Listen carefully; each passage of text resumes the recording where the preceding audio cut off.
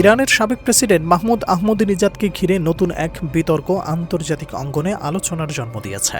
একটি আন্তর্জাতিক সংবাদ মাধ্যমের প্রতিবেদনে দাবি করা হচ্ছে, তাকে ঘিরে দীর্ঘমেয়াদী একটি গোপন পরিকল্পনা নিয়ে কাজ করেছিল ইসরায়েলের গোয়েন্দা সংস্থা মোসাদ। তবে এই দাবিগুলোর স্বাধীন যাচাই বা সংশ্লিষ্ট পক্ষগুলোর আনুষ্ঠানিক নিশ্চিতকরণ এখনও পাওয়া যায়নি।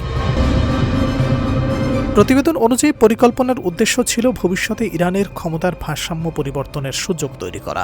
সেখানে দাবি করা হয়, সাম্প্রতিক এক সামরিক উত্তেজনার সময় আহমদিনিজাদকে নিরাপদ স্থানে সরিয়ে নেয়ার একটি পরিকল্পনাও ছিল, তবে সেটি শেষ পর্যন্ত সফল হয়নি বলে প্রতিবেদনে উল্লেখ করা হয়েছে।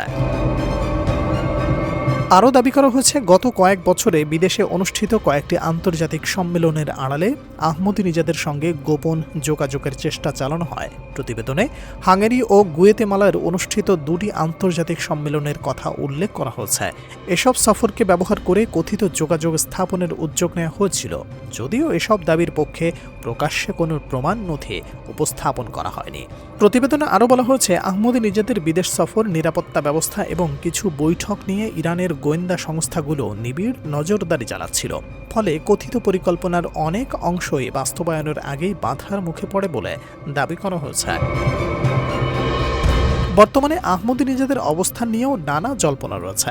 বিভিন্ন প্রতিবেদনের ভিন্ন ভিন্ন তথ্য সামনে এলেও ইরান সরকার এ বিষয়ে আনুষ্ঠানিকভাবে বিস্তারিত কিছু জানায়নি, ফলে তার বর্তমান পরিস্থিতি নিয়ে ধোঁয়াশা এখনও কাটেনি।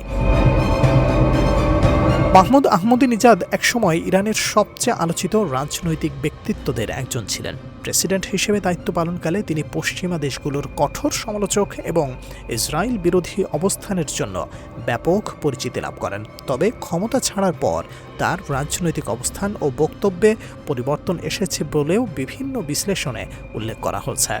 বিশ্লেষকদের মতে এ ধরনের গোয়েন্দা সংক্রান্ত দাবি যাচাই করা অত্যন্ত কঠিন। অধিকাংশ তথ্যই আসে নাম প্রকাশে অনিচ্ছুক সূত্র বা গোয়েন্দা মহলের দাবি থেকেই। তাই এসব তথ্যকে চূড়ান্ত সত্য হিসেবে নয়, বরং সংশ্লিষ্ট প্রতিবেদনের দাবি হিসেবেই বিবেচনা করা উচিত।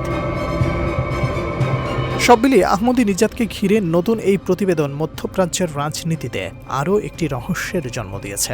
সত্যিই কি কোনো আন্তর্জাতিক গোয়েন্দা পরিকল্পনা ছিল, নাকি এটি কেবল তথ্যযুদ্ধের অংশ? সেই প্রশ্নের স্পষ্ট উত্তর এখনও পাওয়া যায়নি।